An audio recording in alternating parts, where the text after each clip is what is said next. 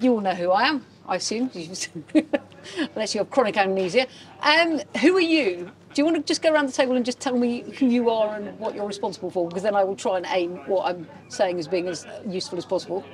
Phil Snell, I work for Milton Keynes Council, and like probably most of us, I wear numerous hats, but I look after the ecology rights of way people and play areas, design play areas, and architect, landscape architect, ecologist. That's me. Yep. I'm Beth, and I work for Answer Environmental. I do park management assistant, so I'm fairly new to the role, but I'm trying to dip my feet in everywhere and brilliant. You know, just get more involved with things. Eddie Oxall, Parks Technical Officer over at Answer. So we work for Cheshire East Council, and my role is to help design and then deliver park and open space improvements. That includes play areas, multi-use games areas, skate parks, all that good stuff. So I'm here today to hopefully learn about how we can build facilities that are inclusive to girls as well. Cool. Jo Tarrant, Nottingham City Green Space Officer. So, Michael, I'm team leader for leisure parks and open space at South Stephen District Council. Coming to me, we'll go in red. I'm Matt, Jupiter Play. We've been in discussion with yourself. Yes, we know all about you, and vice versa. Indeed. I'm Matthew Newland. I'm the group manager for South Lorraine Council for their leisure services in Southall. So I manage a portfolio of leisure facilities and the town park. Cool. I'm the further manager of the town park in Telford. Okay. I'm Eleanor Webster. Nice. Very much, but yes. John Howes, Green Space and Biodiversity Manager, so in charge of all parks and open space. What, in rugby, right? Yeah. Brilliant. Right.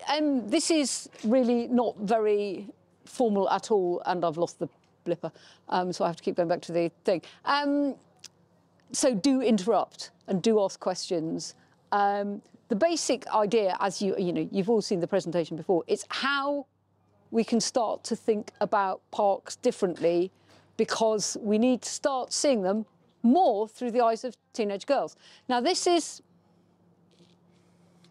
in Anna Barker's research. She spoke to girls, to women, and to park professionals. And one of the questions she asked was, how safe or unsafe do you think parks in your areas are for women and girls? Park professionals said 89% thought they were very or fairly safe. Meanwhile, teenage girls, 22%. So there's a gap. There's a big perception gap between how professionals see their parks and how teenage girls see their parks. So in a relatively light-hearted game of what is wrong with this picture, we're going to try and look at some parks through the eyes of teenage girls, and with some quotes from teenage girls, see how they feel about spaces, and hopefully just give you a bit of an insight into how they're thinking. And please, like I said, please do interrupt and ask questions. So what we're going to do first, and actually we wrote it down on Post-it notes, it doesn't really matter, let's just yell it out. If you think for a couple of minutes about your best park, and I say, the most attractive park in your area, because teenage girls will gravitate to the ones that have got facilities, that have got things to do, that have got other people in them. So if you can think about that and think about what facilities it has either for teenagers or that you think teenagers might want to use, and when you've got something, yell it out and we'll write it on the board. No, I'm not Susannah. And what's that got in it? Stealing bits. Wait for it. Yeah. Skate park. And a stage. Excellent. Ooh. I'll have to come and look at that. That was the result. That came, it's had that for 10 years. Yeah. And we consulted with teenage boys advocacy. It never came through for the stage. And do you know who used, have you got usage such? I would say that it was a stage. Do you know why? They asked for it. Do you know why I think they don't use it? Because it's right by the mugger. Because muggers are sites of potential harassment, and they don't like to use it. It's also probably because they're not going to the park, but genuinely they will avoid. So this is part of why we have to start talking to them and thinking through their eyes, because they don't a lot of as I made clear in the presentation this morning, a lot of the facilities we provide for boys are active deterrents for girls. So, you know, if we've seen places in London where they put fitness equipment right next to the Mooga, you're not going to do that with a load of boys in there playing football, shouting stuff at you. You know, it's a real problem. So they probably wanted to be a bit further away. Okay, more stuff. What else have we got? Sorry, I've just joined. What was the question? So the question is, think of the best park. Well, who are you and what do you do? Oh, sorry, I'm Jane Henderson. I work for the City Council. I'm the Community Development Manager.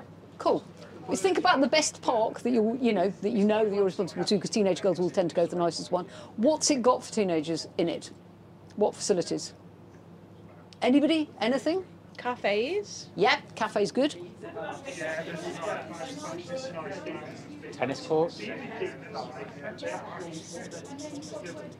Swim trails.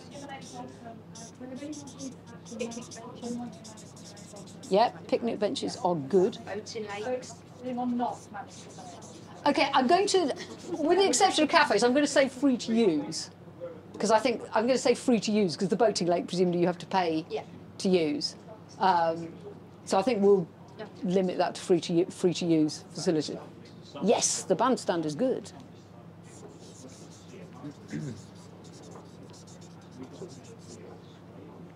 Swing. Outdoor gyms.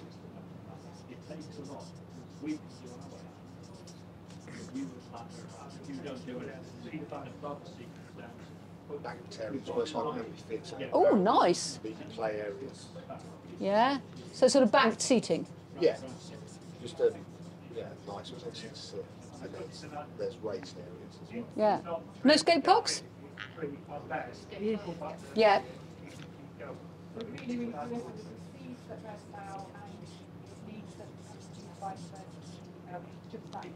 Anything else? Little parkour thing we've got in Barony.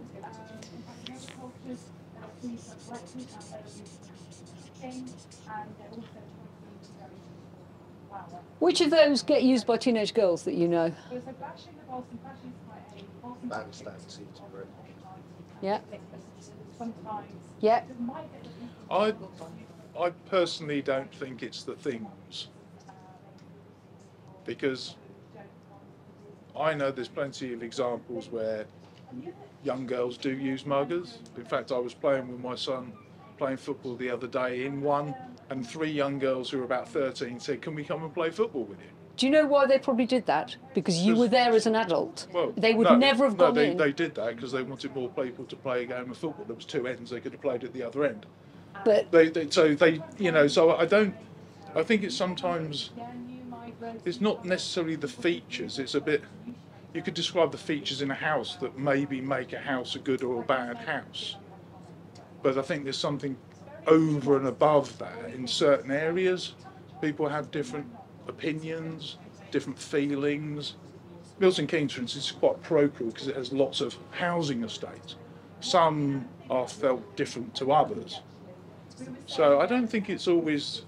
That's not the what features. our research and other people's research shows. Well, I can only say what I've seen Yeah. over 20 years in Yeah. parks and open spaces, my own experience of my children.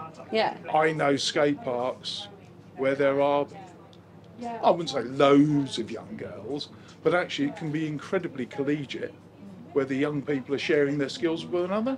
The ones where that doesn't happen is when they get overtaken by kids who aren't skillful enough to actually skate. So they're smoking spliffs or drinking beer and putting everyone off. I think well-run facilities that have got good groups of kids are generally pretty inclusive. I'm just building a skate park now, and the reason it's happening is because 2 young women came to me wanting it built. Yeah. And they got the match funding, and it's being designed specifically with young women in mind. Who's doing it? Just Wheelscape are building it. But good. Yeah. They build the most inclusive skate parks. Yeah, working with. No, we're not saying that any of these things are bad, but statistically we know that girls are not likely to be the users of Moogers. They're not likely to be only 2%. It's great that the girls are doing that, but 2% of girls skateboard. So there's 98% of girls for whom that skate park is an irrelevance. You know, that's the figures from Skateboard GB. So it's not a facility for all teenagers. But is that something to do with about young girls not perhaps being, you know, doing the sport as much? So just in general, they don't want to do sport in public places because they get sexually harassed. Brutally is what it boils down to. But in general, if you took it away from public open spaces, and I don't know the answer to this, I'm just putting it there, do more boys play, say, extracurricular sporting activities than girls? So I'm not blaming girls. What I'm saying is maybe there's just societally. Yeah, but maybe we should have facilities in parks that aren't just about sport. That's the answer. Because yes, we massively overprivilege sport. Girls love swings. Swings are a form of activity. Yeah. So you know, there are lots of things that we can put into parks that would enable girls to be active. Would you say though that sort of playgrounds, sort of like the way that they're designed, very much the swing section will be integral to the whole playground? You wouldn't necessarily put teenage girl swings over there in some parts. Yes, you would. That's the gold standard. That's what we're aiming for. There's two reasons for that. It's a bit weird because I've just said everything once already. We're not really getting through the presentation, but this doesn't matter. I'm happy to answer questions because one of the things I say, nobody wants an all ages park. I know councils go, it would be lovely to have an inclusive park for everybody of all ages.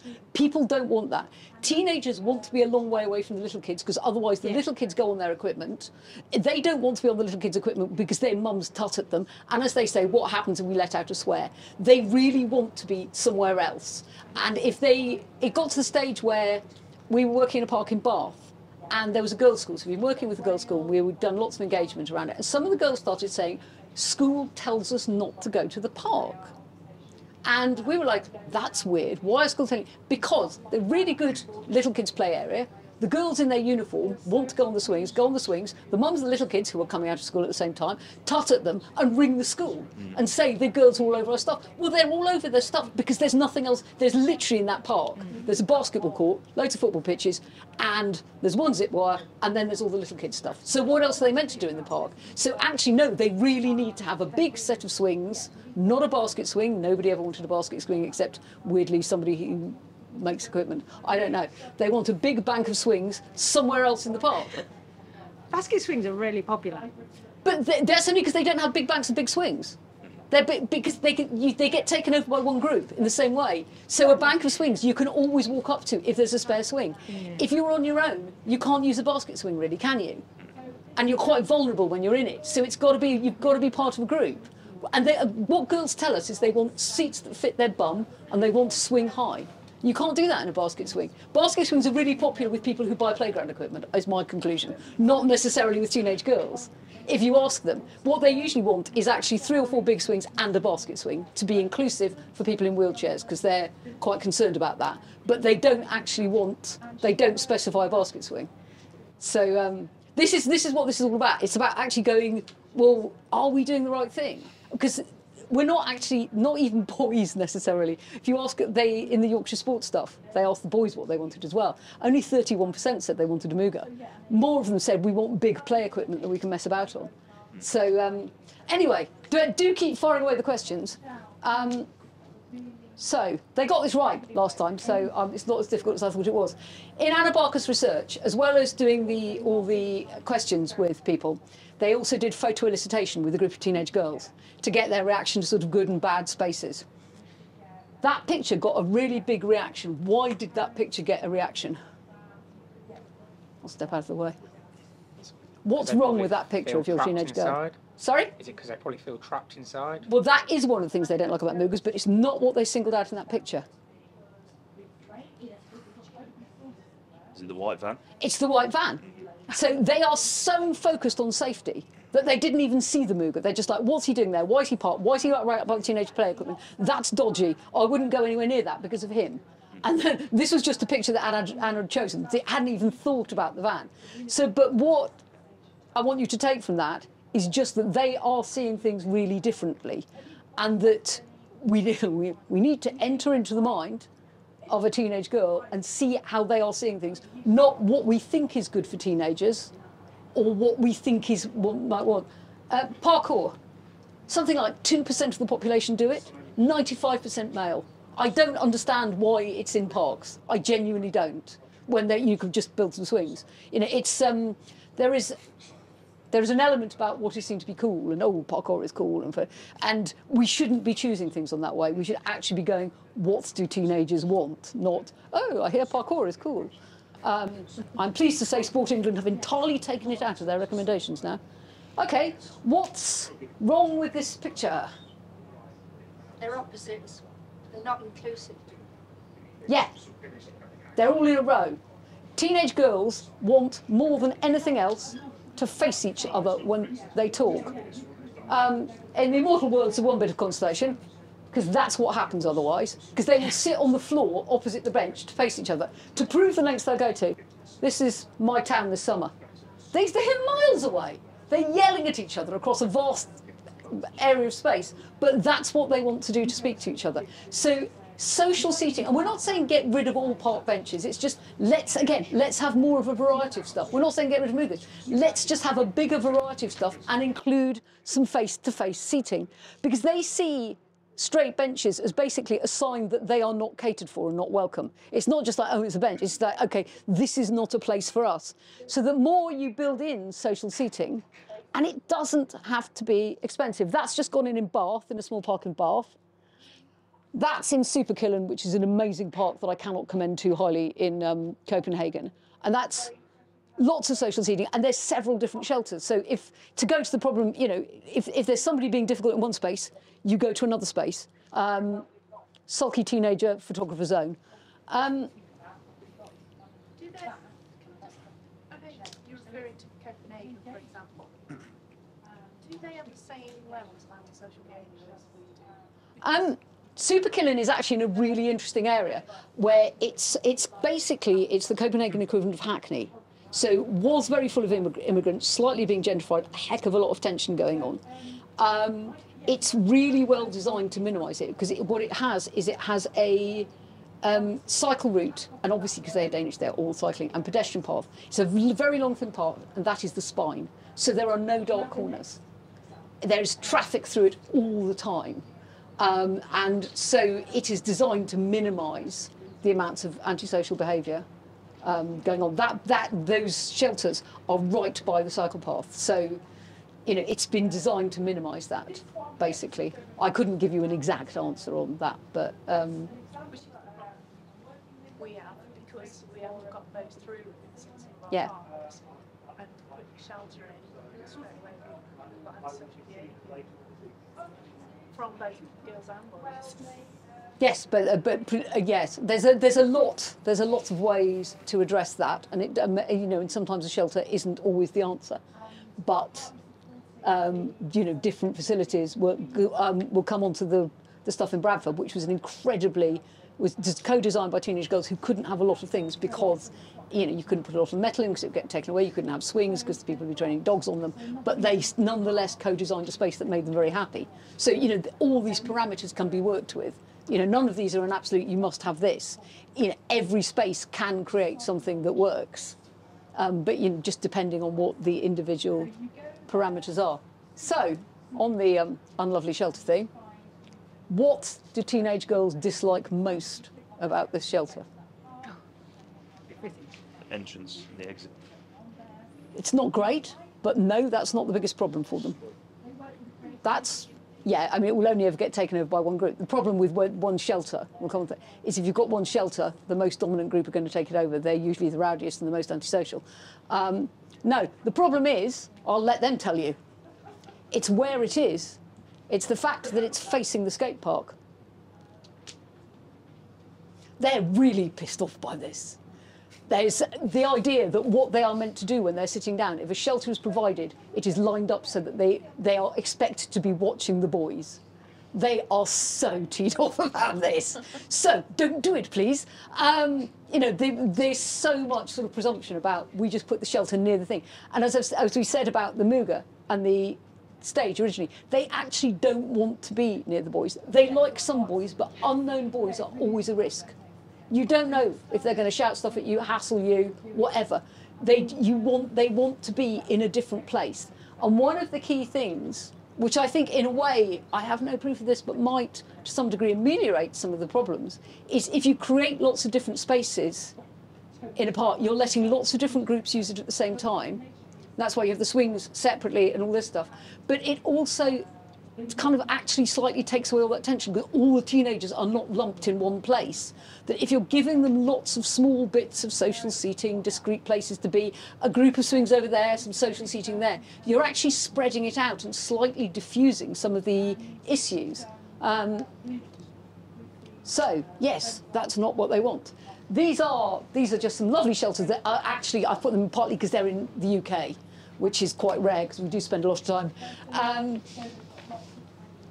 The one in Hertfordshire was it's actually incredibly cheap. It was designed by an architect, but it's a metal frame and you can just replace the wood on it when bad things happen. That one was designed by architects and is much more expensive. But the key point about this as well is that they're not just a place to sit and watch things. They are playful spaces.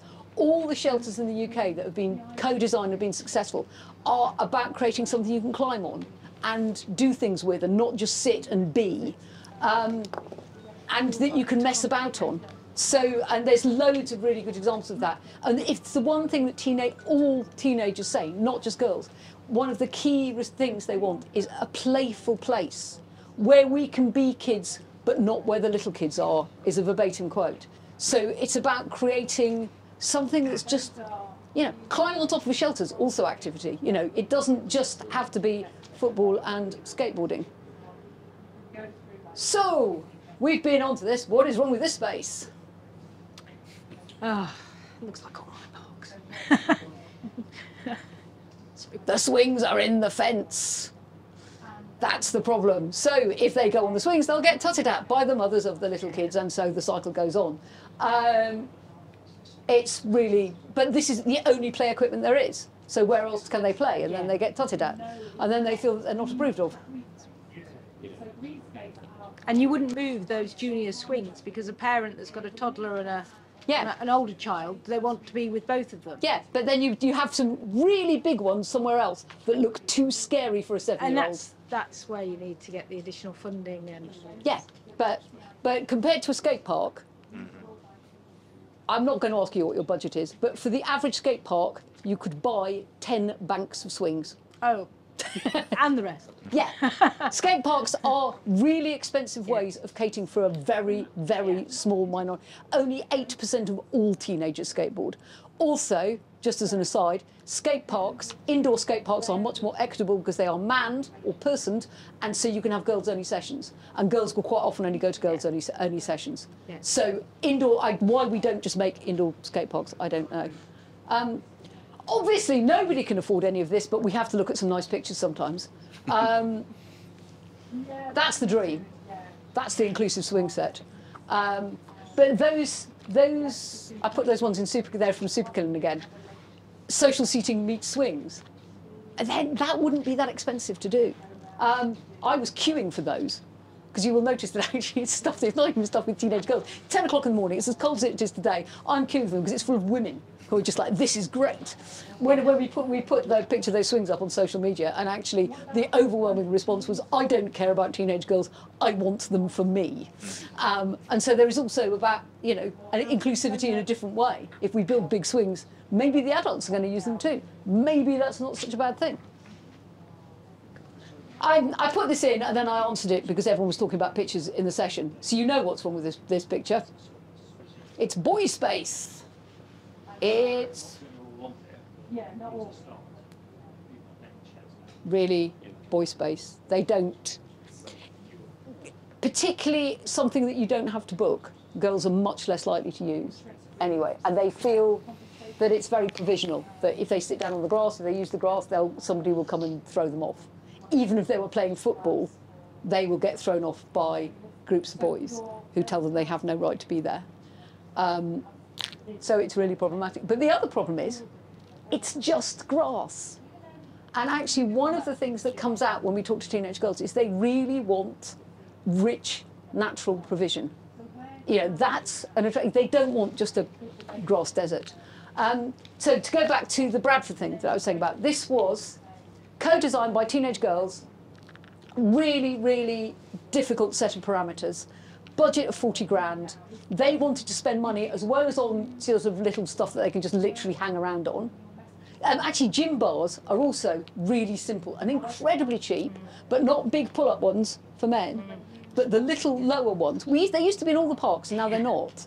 And there's a really good, amazing bloke called Michael Follett, who's a specialist in playing, and he says, you know, sort of early teenagers, boys are like, he calls them collie boys, because they're really intelligent until you show them a ball, and then they can't think of anything else. Whereas he calls girls of that age bat girls, because all they want to do is hang upside down.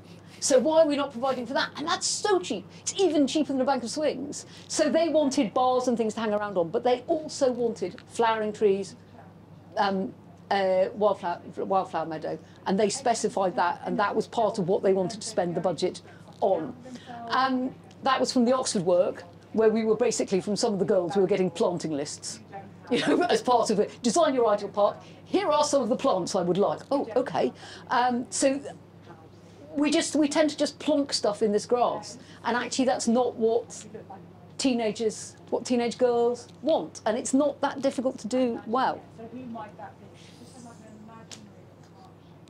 How are we doing for time? What is wrong with this picture? The answer is actually English planning law, but this is what happens when developers meet council planning law that says we want, and Sport England that says we found every new thing we must have X number of pitches, and then the play strategy says Moogers and skate parks. It has, count them, 4 all-weather pitches, 2 Moogers, a skate park, and my favourite, a parkour ground. I have named this Bloke Park. But you've got to think that women's football is evolving at a great speed, and girls are playing football, right? And will yes, need 10% of 8% of football pitches are used by women and girls. Okay, 8%. If at the moment, the Lionesses have resulted in a roughly 15% increase for women's football. To get football equal, we need a 986% increase in women's football. However much we increase it a bit, these are still overwhelmingly male spaces. But also what happens is they are covered in men doing things, and so women just go, this is not a space I want to go into. You've got to have a more diverse offering if you want women to go, yeah, girls just don't go into. That's what they tell us when we talk to them. But it's the result of, like I said, of a lot of things that this is a developer going, okay, here are all the parameters. I want to get my planning application through, so I'm going to follow the rules. And that's what the rules produce. The average usage of that would be 90% men and boys. You know, and however much women's football is increasing. Did you also not see the thing about Tower Hamlets recently, where the girls' team got kicked off their booking for a boys' team? You know, it's really tough. You also have to look at things like booking systems as well, because they're massively disadvantaged by that too. They get because women's teams have less money, so they always get the worst slots. So then less girls play. I haven't said to you about Eva Carl. I'm getting really confused now. No, basically, the thing about things like women's football, there's the woman who began all the gender mainstreaming stuff is called Eva Kyle, and she started in Vienna, and she got a load of flack, very much along the lines of what you're saying, about creating a housing development that was based around the needs of women as the primary caregivers of children. And everyone said, but men could be, you know, men should be equal. And she's like, yes, they should be, but they're not. We aim for utopia, but we build for where we are now. At the moment, women are not using pitches, which means we have to provide other stuff for women to do that they want to do, not just try and tell them that they're all going to play football in the future, which frankly, I'm dyspraxic, I'm useless at it, I've never wanted to play football. There are loads of it. And part of the reason women don't play football is because they don't want to be sexually harassed. They are much more likely to play it indoors than outdoors. You know, so a male space like that doesn't feel good. They don't want to use it. You know, and this is not all your fault. This is, like I said, it's the fault of the planning law and, you know, the Sport England regulations and all these things, and you cannot remove a pitch. But somebody said, but you can remove a park. You know, it's crazy stuff. But I don't know. Technically, I think it's illegal, but unfortunately, we're a very small charity and don't have the money to shout at people. So that's what girls say to us. You know, they see these spaces as being male, and they're just not comfortable in being in them.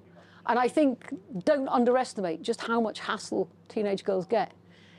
I mean, even what they will report is 2/3 of teenage girls say they've been sexually harassed. When you go to age 17, 18, something like 78% say they've been victims of sexual harassment. That's why they want to avoid big groups of boys, because it's just too risky. Why would you? I'll go to the shopping centre instead. There's security guards and it's indoors, and you know, if there's any trouble, somebody will intervene. But obviously I'm female, but is there not something a bit more fundamental in the fact that actually, if you give girls, even if you give them all the things you're talking about and that we're talking about and that we're going to try and achieve, if you give them a choice of going to this shopping centre where it's nice and warm and they can wear skimpy clothes and hang out I think with their friends. that's some quite internalised sexism on your part to assume that they all want to wear sexy. I've got a teenage girl. So do I. She wears suits. But from a point of view of sort of like, we've got to enable them to go there. But is there not something fundamental that they actually will always choose to go to these other places anyway? No. Short answer, no. The first answer is we at least need to try, because of all the stuff around health. Absolutely. And then we need to look at the outcomes and see what interventions provide the best outcomes and do more of them. But the second thing is that where they did it in Sweden, they co-designed a park with a group of teenage girls. It was 50-50 used by girls and boys after that. Yeah. So you can make interventions, they will make a difference. Yeah. Isn't it a wider issue? It's more societal thing. Yeah. It's just playgrounds. Yes, absolutely. And that's what Anna was saying, so you know. Don't we, just playing devil's advocate, don't we kind of veer towards reinforcing that by giving separate spaces? I know there is a need for separate space, but by reinforcing that. It's not separate spaces, it's different facilities. And actually, they are in different spaces, aren't they? So we're kind of segregation. No, but there are plenty of boys. One of the things we say is actually what we're doing is aiming to create more inclusive parks, because there are loads of boys who don't use the Mooga, wouldn't dream of stepping into it. If you provide different facilities across the park, you're also providing for the boys. Nothing is checking your genitals anywhere in the park. No, I know. So if they don't use the spaces the boys are in, yeah. By rightly you're pointing out, by encouraging boys into those spaces, what's different? I know it's an obvious answer, but what's different from those males and those males in a teenage girl's eyes? Still male. But the more spaces you create, the more different places you can go. They will hang out in mixed groups in some of these spaces as well. You know, it's not, but girls will not go into the. You can also design Moogas and skate parks better. Wheelskate are doing brilliant work on creating a more inclusive skate park, because one of the things that happens is if you build those big concrete bowls, not mentioning any manufacturers by name. It's like a gladiatorial arena. If you're not very good at skateboarding and there's loads of boys standing around the top who are really good at skateboarding, and you've got to fall over a load of times. So we did some work with Wheelscape based on some Swedish research, and they've designed spaces that have like a little climbing wall behind which is a skate bit where you just fall over a lot. So you're hidden from everybody's eyes, and you can just practice and practice and practice until you feel able to go into the bigger arenas. Yeah, so there's ways of designing, and in Vienna they've done stuff about splitting up Moogas, about opening them out. There's some really good designs for different shaped Moogas. It's quite like at the moment we've got some in rugby that are just open, just 2 ends. Yeah. Yeah, girls, they're safer. Girls still don't, even if they want to play football, they don't tend to get past to lots of stuff around that. So, but it's about thinking about where you put them, things like that. You know, there's a lot of other stuff. Obviously, this is, you know, I'm doing this in 40 minutes. You know, you'd want to spend a week looking at a park and actually thinking about how you might do it. But the answer is, though, that at the moment we're not providing anything for teenage girls, and technically under the public sector equality duty, I would argue that they could be challenged in a court. You know, so actually there is an obligation to put stuff in for girls. You know, and the answer is you have to ask them what they want. Interestingly, they do sometimes want to repel the boys as well. There was a great thing where they worked with some girls again in Sweden. They built a giant set of steps, a bit like the amphitheatre thing you were saying, but a wooden thing. And the girls said, no, we want to paint it bright pink to put the boys off. So you have to listen to them. You have, in the end, if that's what they want, if they want a space that's just for girls, who am I to say not? Who are we to say not? But I think the other important way of thinking about all this around the activity is as part of more integrated strategies, because you probably all work for councils that have health strategies that say, we know that teenage girls are not getting enough activity. So, how do we get them into the park? A really simple thing, actually, that doesn't give you any particular, it doesn't put off anybody, but circular paths around the outside are proven to increase activity, increase usage and activity by both women and girls, because they feel safe at the perimeter and there's never a dead end. So you feel really comfortable using that, for walking, and that's increasing activity levels. So, it's important for other parts of council policy as well, because girls are, they're not as active as they should be. They're not, the stuff, for whatever reason, the stuff we're providing at the moment doesn't work for them. So we do need to rethink. I just asked if I didn't want to do more harm than good. No, I think, and the other thing is, at the moment we've got 2 parks in Bradford and a small shelter in Oxford. There is so much more work to do, and a lot of it is going to be trial and error. And one of our jobs is to just share everybody's experience as much as possible, so that worked. This park put in this. It's full of teenage girls. Great. Let's tell everybody that worked, because we just don't know enough about what works in this country and what the right interventions are. So stuff like your stage is great, but we just go, okay, maybe next time we'll put it further away from the Muga. It is quite away from Yeah. And the girls chose that location. Yeah. So, and actually the seating, there's like a little bit of seating which is away from it as well. And grassed areas. That should really work. So, Disappointing. Yeah. well, join our again. Any more questions? Sorry if I've been a bit fierce, but really, it's. I'm passionate about it, yes, and and it is a huge problem, because in the end, what our public spaces are saying to teenage girls is, you should stay at home, or you should go shopping, and I think that's a bit rubbish, really. We should be older. We should be beyond that by now.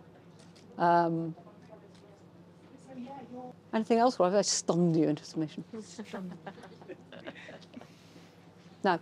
The other important thing is there is loads and loads of examples on the website. There's lots of case studies of stuff abroad. When I get around to putting them up, there will be some case studies of the Bradford stuff as well. There's blog posts about Bradford and Oxford. There's also a thing called the Resources Library, which is not just about stuff we do. It's lots of research that other people have done, other bodies have done around the issue. So it's just there for everybody to share and find out. And if there's a question you've got that we can't answer, that isn't answered by that, there's also a contact form where we are here to answer questions. Because it is, the other thing we do understand is, it's difficult. There isn't enough money to do this. It's going to be a slow process. While we'd all love to co-design everything, realistically, that's not going to happen. So, which is why we try and share as much of the co-design we do, so you can see what the outcomes are. But also, feed stuff back to us. If you try something, whether it works or not, it would be brilliant to know. If you've got something in the park that you go in the summer and you go, God, that's covered with teenage girls. Brilliant, send us a photo. Because then we can share that, and the more we do that, the more everybody it's the path to making something better is easier for everybody. Do you know if any of the funders, sort of like we have to do an awful lot of grant funding for our playgrounds. Have any of them have come on board and sort of, like for a long while, inclusivity with regard to disabled access, they would sort of give that extra points and things like that. Do you know of any of the funders that would go, oh yes, we'll if you like to fund it if you're going to give it a... I know that Groundwork are really I don't know how many of you work with groundwork. Yeah. They are prioritising it quite a lot. Yeah, fund. Yeah, but they have access to, they have leverage with funders though. So they are. I know that they are very much on board. No, it's an interesting one. It's something we'd quite like to address because basically the lottery funds and things do fund a heck of a lot of skate parks. And I would like at some stage to point out that I think if you did write something that said we are, if you can set out what you're doing, I still think it's a strong case, even though they haven't specifically said it. Because, if you say we have analysed our parks, we have seen that, X number of our facilities are mostly used by boys, we think it's important that we provide some stuff for teenage girls. Yeah. Here is the stats on their activity. It's a priority in our health strategy. That it's you're going to get more points rather than less. I'm writing a funding bid at the minute, and I could. Oh, who for? It's a landfill 1 FCC. Oh right, yes, no stuff like that. I still think that you're creating an inclusive space and you're addressing a problem with inclusivity. Yeah, it's whether they'll. Yeah. There's sections in there that say about how have you identified it and what the benefits are. Yeah, so exactly. Say, well, if I just need to. I'll have to do some reconsultation on it just to see whether it's an avenue to sort of go down. But I think with the wheelscape one, because like I said, we know that they know all the research and they're very. It's what they are trying to do is evidence based in terms of creating better skating and wheeling. Yeah, because the other thing, and this is just a really simple thing, is we build loads of skate parks. Lots of girls roller skate. Where are the flat spaces for roller skating? This one's got an awful lot of flats, beginner one, because we've specifically identified we don't want the gangs of older men there.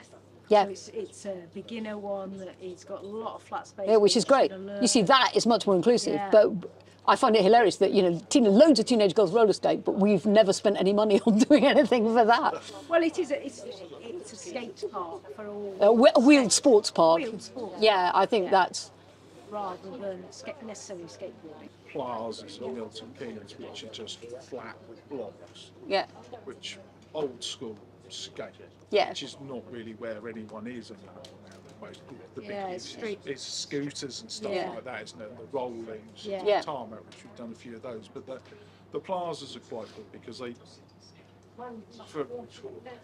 think what I was trying to get at was about the programme, I think, is in small areas where the kids tend to know each other. There's less.